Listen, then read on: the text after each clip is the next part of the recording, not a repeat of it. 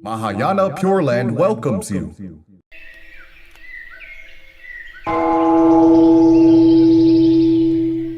When his body was carried from the hut to the main Buddha hall, the lights continued to appear along the entire route. The elder monk even said, "Remember to prepare a bucket before the cremation day for collecting the relics."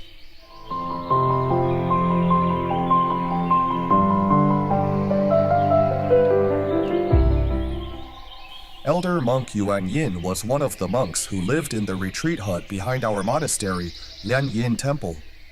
He was also one of my Shufu's disciples.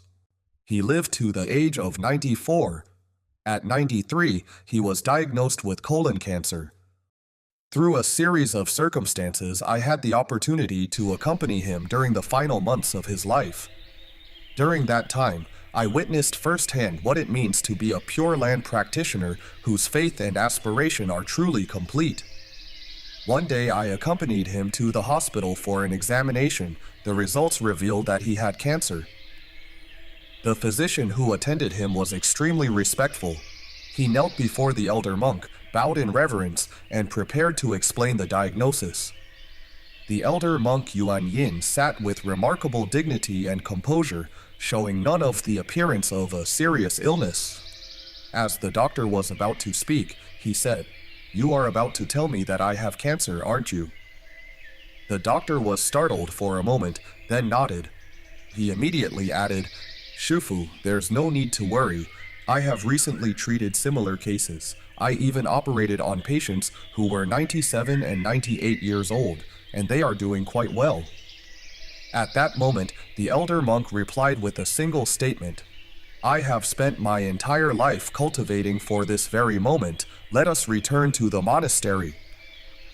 From that scene alone, we can see how different his response was from that of ordinary people. When ordinary people hear a doctor announce a diagnosis of cancer, it is often like a bolt of lightning from a clear sky. They become terrified and overwhelmed. Some even collapse on the spot.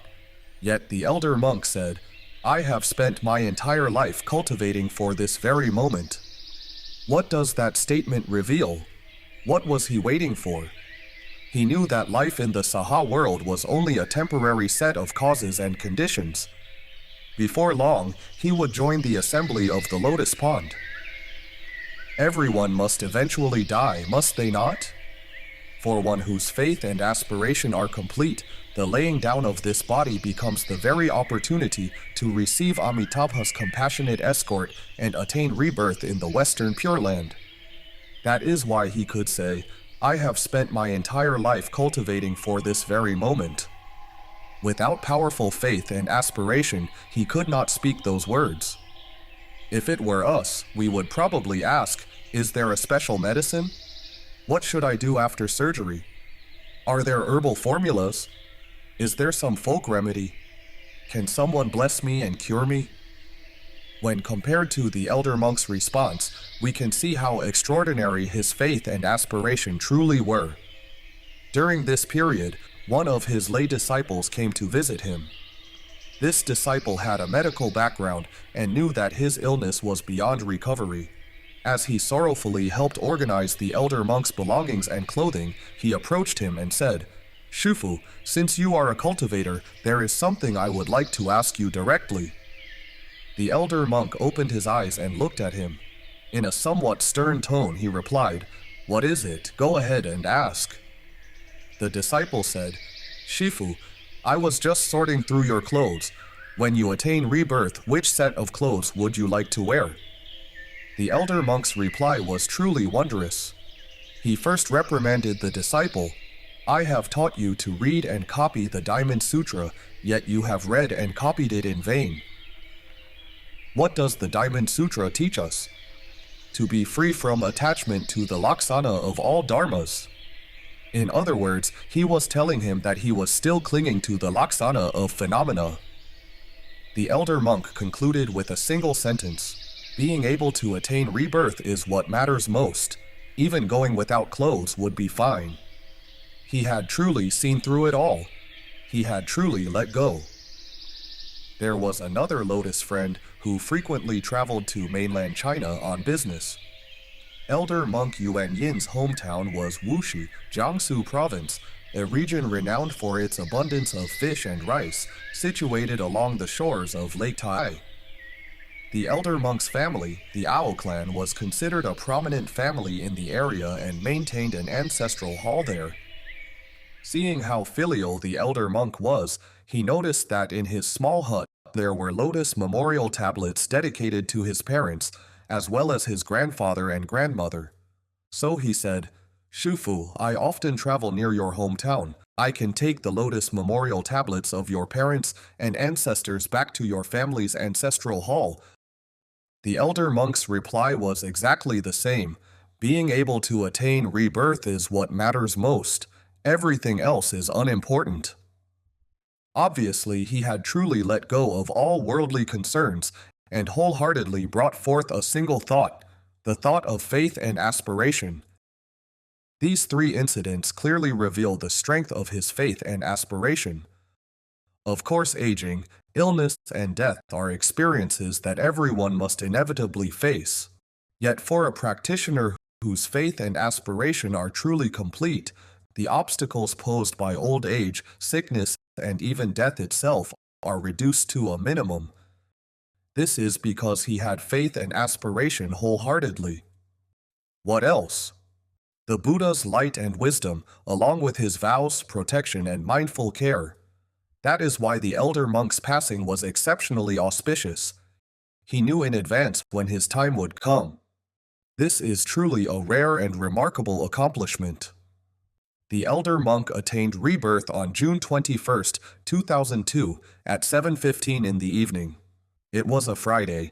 Beginning from Tuesday, he often repeated a particular phrase. "I am waiting for Amitabha to send me a message." What did he mean by that? He was waiting for the time of rebirth. He was waiting for Amitabha to come and escort him. So from time to time, he would quietly say to himself, "I am waiting for a message from Amitabha." Occasionally, when I saw him lying there, I worried that the pain of his illness might cause him to lose his mindfulness. I asked him, "Shifu, what are you thinking about?" He would simply reply, "I am waiting for Amitabha to send me a message." That Tuesday afternoon, something remarkable happened. The elder monk was lying down, yet he had formed the Amida Mudra at his chest. By that time, he had been unable to eat properly for quite a while. He naturally appeared frail and emaciated from illness. But on that particular day, something seemed different. His entire countenance became radiant. His face seemed to glow with vitality, and all signs of illness had vanished. Seeing this, I could not help but wonder, could he be getting better? Has he recovered? So I said to him, "Shufu, you seem completely free of illness now." He simply smiled, then he added a single sentence, "3 more days." That Tuesday afternoon, when he said 3 more days, I did not think of rebirth. In fact, seeing how radiant he looked, I thought he might actually be recovering. The next day, a lotus friend came to visit him. The elder monk asked, "What day is it today?" The laity replied, "Shifu, today is Wednesday." The elder monk then said, "Friday for me." As it turned out, he truly attained rebirth on Friday evening at 7:15. Therefore, by Tuesday afternoon, or perhaps even earlier, he already knew when he would depart. The clearest evidence comes from these 2 conversations. On Tuesday afternoon, he told me, 3 more days. Then on Wednesday, after being told that it was Wednesday, he said, "Friday for me." At least 3 days in advance, he already knew the exact time of his rebirth. He had clearly foreseen it. Does that mean there was no suffering throughout this process? Of course there was. As ordinary beings, suffering is inevitable. However, whether the elder monk was truly a sage or an ordinary person, we would not know. Yet one thing is certain, his faith and aspiration were absolutely complete. Moreover, his powers of endurance and dhyana were far beyond those of ordinary people. From beginning to end, he never used any painkillers, nor was he ever given morphine. I remember one occasion when it was past midnight. The elder monk was feeling unwell and gently rubbing his abdomen. I asked him about his condition. He simply said, "It hurts." I truly felt helpless.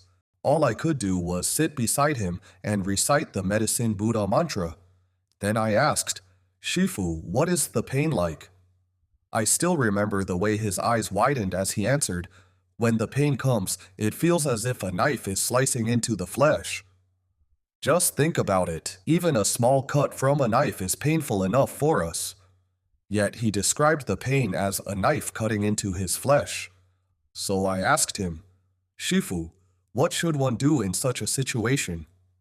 He replied, "With each stab of pain, recite Amitabha once. With each stab of pain, recite Amitabha." From his answer, we can clearly see the strength of his mindfulness of Amitabha Buddha. There was another incident.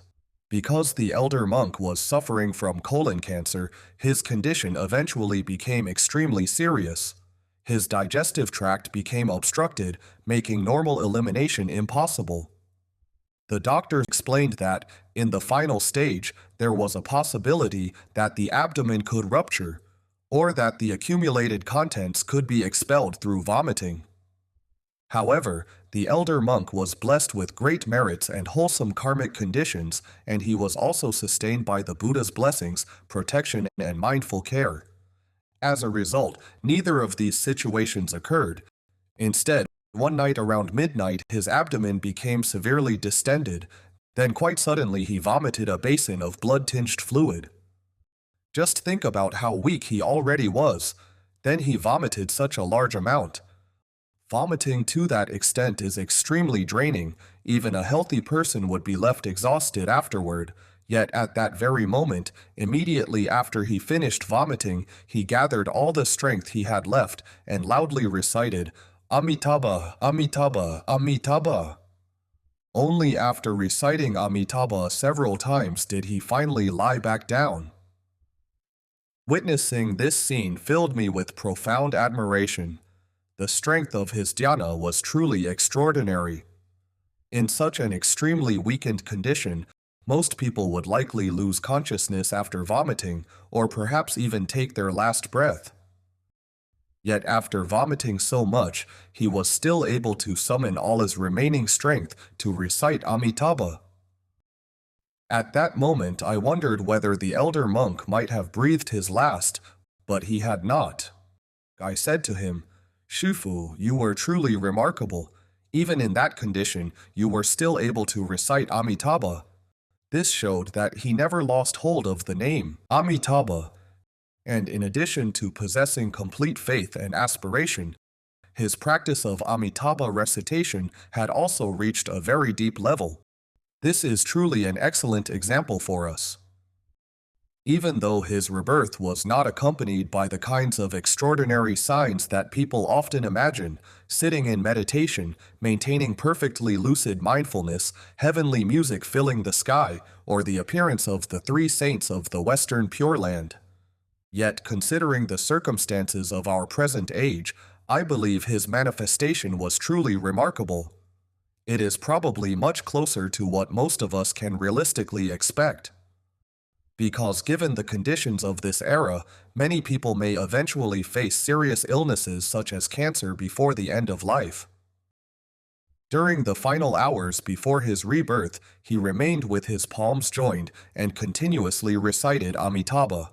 From early morning until the afternoon, 2 lotus friends stayed by his side.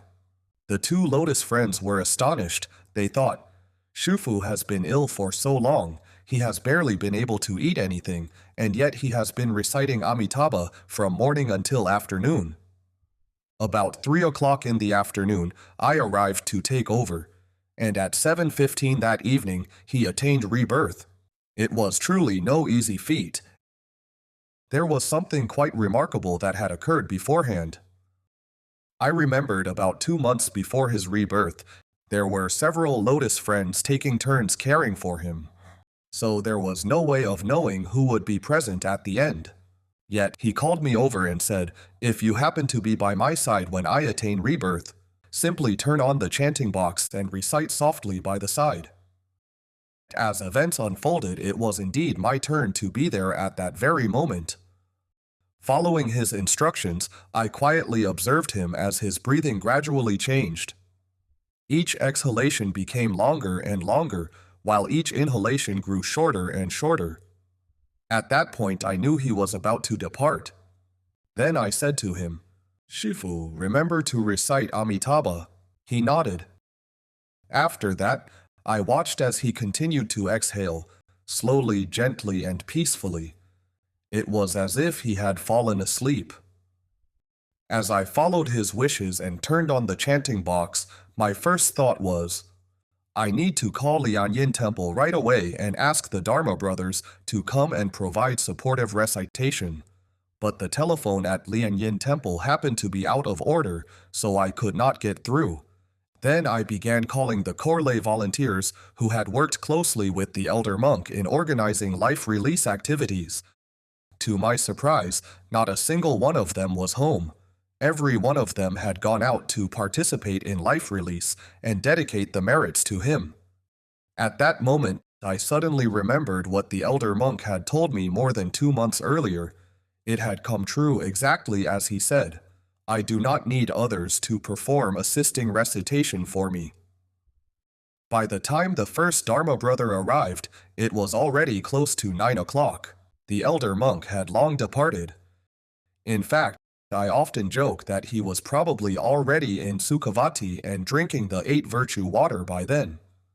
The other Lotus friends did not arrive until around 10 o'clock. So there was indeed something quite remarkable about the elder monk. Not only did he foresee the time of his rebirth, he even seemed to know what would happen afterward. After 24 hours of supportive recitation, at the time of the encoffinment, we found that his entire body was extraordinarily soft. It is difficult to describe just how soft it was. At the time, I only had a vague feeling that something was unusual above the elder monk's hut. The encoffinment was performed around 7 or 8 o'clock that evening, after dark. Behind the elder monk's hut was a dense stand of trees stretching across the hillside. Under normal circumstances, there should have been no light, as there were no street lamps nearby. Yet there seemed to be flashes appearing in the sky above the hut, somewhat like the flashes of distant lightning. Those of us bhiksu who were inside of the hut were not aware of it, but the female bhikshuni and lay practitioners were waiting outside of the hut in the main Buddha hall. Many of the female lay practitioners, especially those who had participated in life release activities with the elder monk, were deeply attached to him and were weeping. But in the end, they were all applauding. Why? Because while the elder monk's body was being placed in the coffin, flashlights continually appeared above the hut. Blue light, golden light, red light, various colors of light shone forth, intertwining and crossing one another in the sky. When his body was carried from the hut to the main Buddha hall, the lights continued to appear along the entire route.